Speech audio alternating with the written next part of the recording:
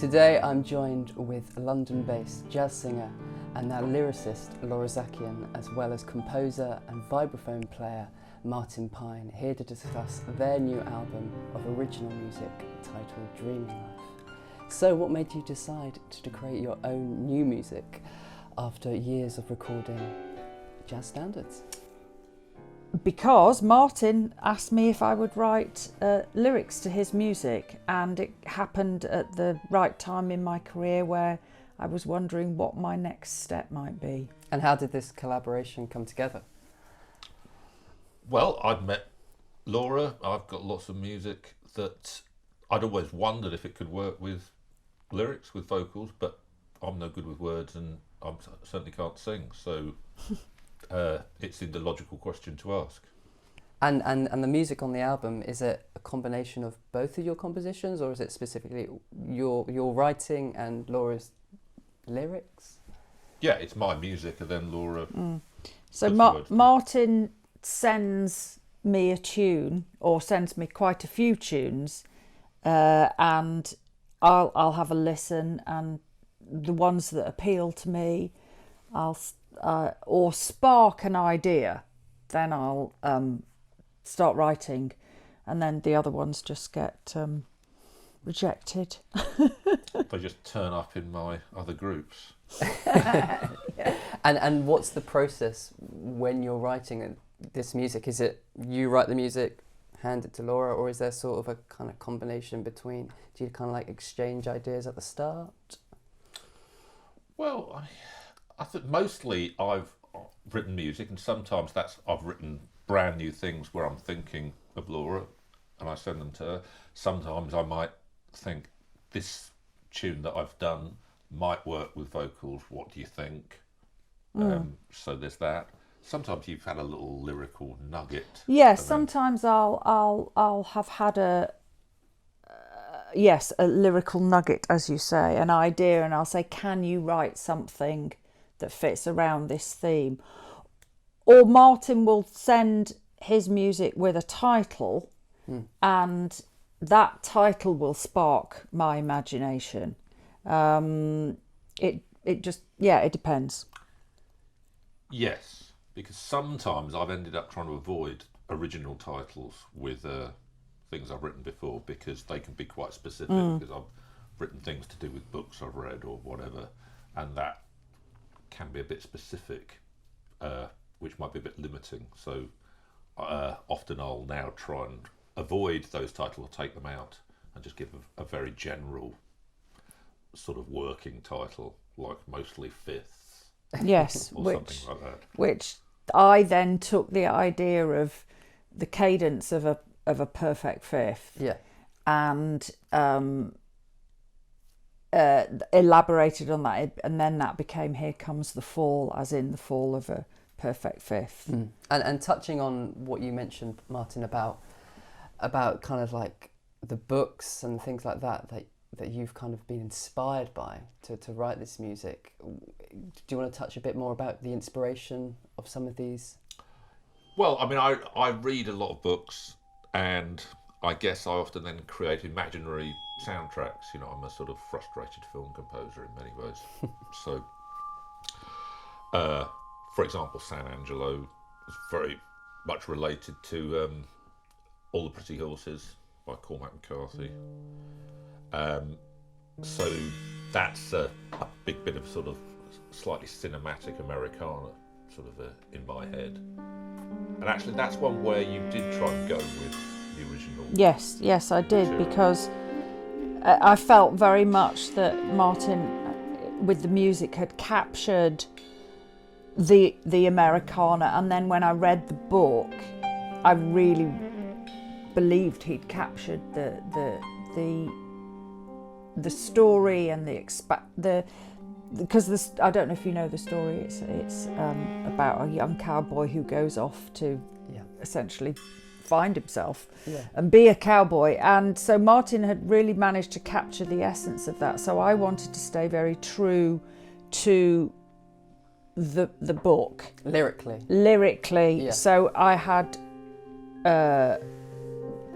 I'd stayed very much with San Angelo, whereas other tunes, like for example Plain Song, which more personal.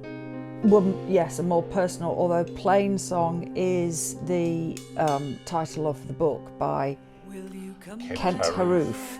And initially I'd read the book and I was thinking I'd do the same kind of thing. And then I found myself a bit frustrated. So I thought about the actual idea of Plain Song and started to write something about the simplicity of things, and then it just actually kind of morphed into that one moment where I saw Paul, and the rest is history. Well, you mentioned Plain Song. I was going to ask you, I mean, what is, out of all the songs on the album, what is the one most personal to you? Well, you would think that would be the most personal, but and of course it is, because it was we've been together for a long time now. But the one that's the most personal is Nobody Knows, because that was about a very grim period in my life where I was diagnosed with melancholic depression, which sounds very romantic, but was not at all romantic, and I was very ill, and it's a very strange depression, because you fret a lot and you worry a lot and you angst a lot, and so that's what the song is about, and nobody can quite understand why you're so fretful, and so that's the most personal. And do you think perhaps writing this music was kind of escapism from that, or? Well, at the time, no, I couldn't know, because I couldn't do anything at the time. I couldn't write, I couldn't leave the house, I couldn't do anything. I wrote it after I got better, and looking back on how I was feeling. But it was a way to process it. It was a way to process it. And touching back on San Angelo, I mean, I was kind of listening to some of those lyrics, and wide open skies spreading east to west. I mean, to me, that's kind of a tune based on a sense of journey, and almost kind of like honing in on this novel, based on a novel. Is that what you anticipated? Oh, yes, sure? Absolutely. I wanted to, as I say, because I haven't read the book a good while ago now, so I can't really remember the specifics of it. But I wanted to capture the cowboys, almost meandering through from America into Mexico. It is Mexico, isn't it? Yeah. I don't want to make a fool of myself. Into Mexico, and the desert and the heat, and also their loneliness, and the solitariness of it. Yeah. And there's for me, there's quite a big emphasis on texture, instrumentation, especially in that tune. And in the introduction, is that you, percussion, with that kind of chime? Well, it's bowed vibraphone. Yes. And then there's a little cymbal thing, which is just a thing that I do a lot in some of the other strange music that I play. But I gave that to Nick, who was playing that. It's a little, very small metal cymbal put on top of a tom-tom that you hit, and then you get a sort of vibrato. Yeah. So, yeah. And is that your main kind of, in that tune, is that what you were kind of anticipating you wanted to create, or is that kind of a spontaneous sort of imagery? Well, it's I think that one sounds very cinematic in the recording, which definitely matches what I would have been hoping for with that tune, I think. It went through a few phases, that tune, didn't it? Because we tried to shoehorn it into 12/8, and then we went back to 4/4, and then initially when I was just doing some rehearsing with Steve Lodder, the pianist, we we Brad Meldow'd it. And that was how it was for a while. And then I, after a while, came back to Martin's way of thinking. And when we were in the recording, I said, let's make this more Americana. Let's think of Raikuda, that kind of thing, and then left them to it. Yeah. And do you kind of leave it to the studio for something to happen, or do you on each track, is every instrumentation very specific and you plan it all before? Oh, I plan. Yeah, you're a planner. Well, I'm a bit of a control freak and a big bossy boots. So there's a lot of planning. I have a lot of ideas about what I want the band to do and how I want it to sound. But of course, I'm going to allow such amazing musicians to bring their own creativity. And if stuff changes and shifts, which it inevitably does, that's fine. I'm not going to stop and say, no, can't have that. And there is one tune on the album that I'm intrigued by, and that's Crab Walk. Mm-hmm. Your title? My title. And so do you want to just discuss a little bit about Crab Walk? Okay, so Crab Walk, Martin sent it to me with the title Baby Noo. So Baby Noo is the nickname for Anouk, one of their cats. That's correct, isn't it? Nanook of the North. Nanook are one of their cats, and I'm a crazy cat person, and Martin's a crazy cat person. And so I was just thinking about cats, and then I happened to watch an old video of our cat, Magnus, chasing his tail. And that was what sparked it. And I wrote, it's about cats and about how bonkers cats are. But Crab Walk is actually, the cats run sideways. So that's what a crab walk is. So it's just about how cats behave. And you mentioned there's a lot of influence from books and stuff in your writing and in the music and in the lyrics. Is there any kind of musical influences in your lyrics, in your music? Well, so many really. Yeah. I mean, there's a lot of the sort of obvious jazz ones, but there's also a lot of film composers I really love. So all sorts of melodic stuff like Morricone, for example, Americana things and country things, which obviously isn't normal for a lot of jazz musicians. I guess obviously Bill Frisell and so on would be drawing on that stuff. But I mean, I suppose melodic music of all sorts I'm sort of interested in.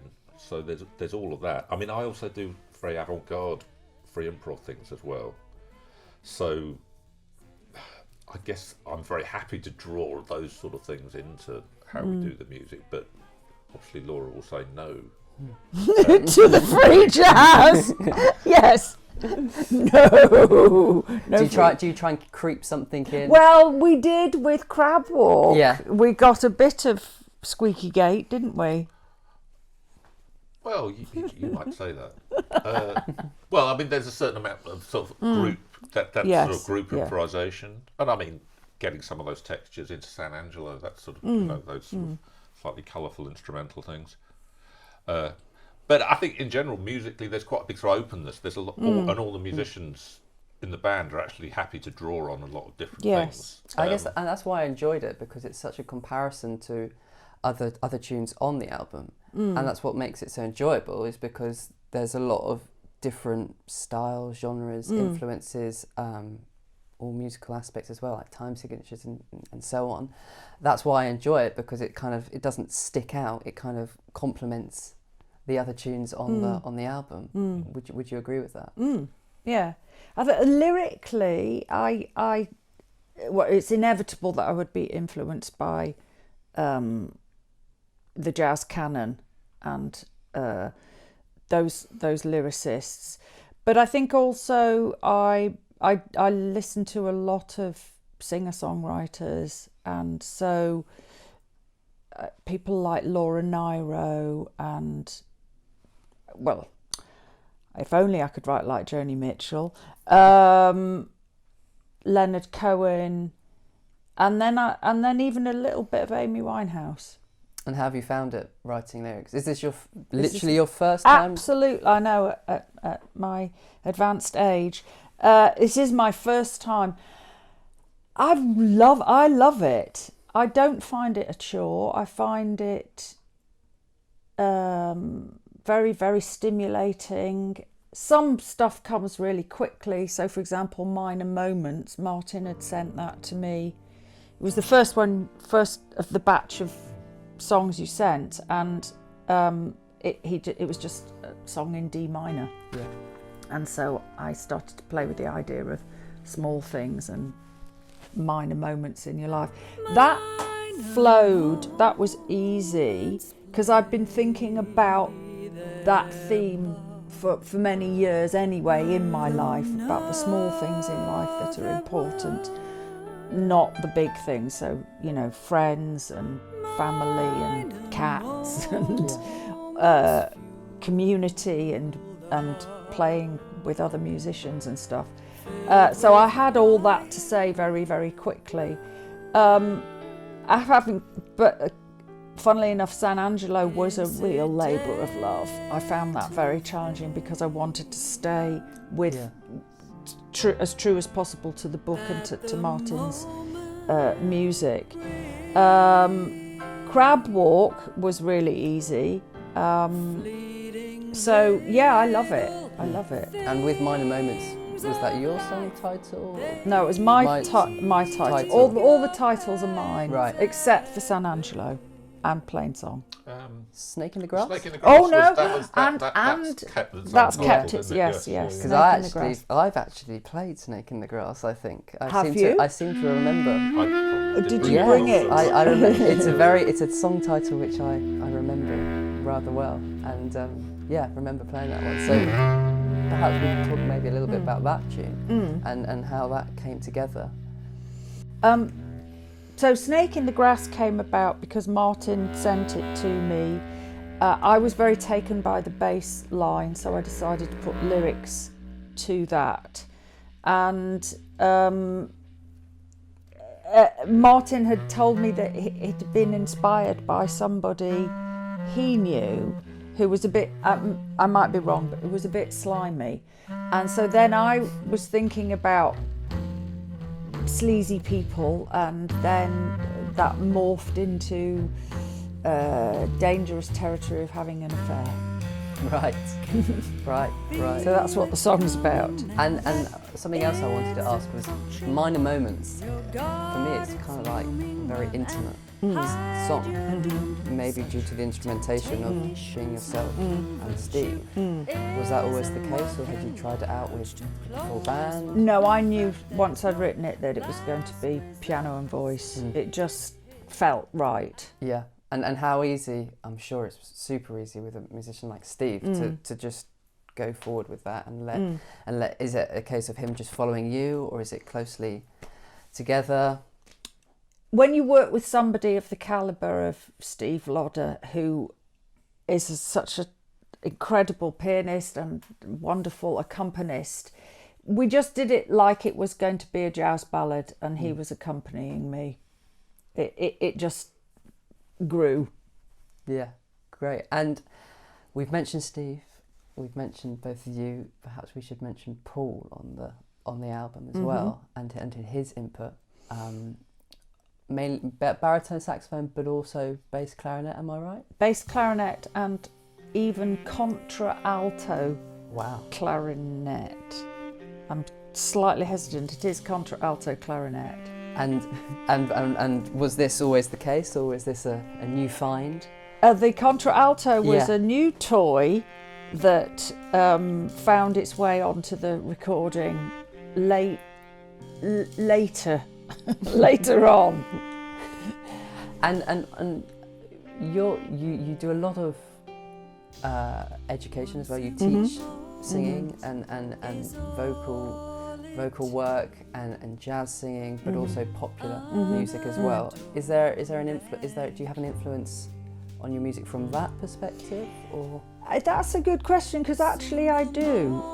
I think probably working with so many singer-songwriters has inspired me and pushed me to doing my own writing, because I've been coaching them and then I've been listening to their lyrics and responding to their lyrics, and so yes, it did have quite an impact on the decision to write stuff.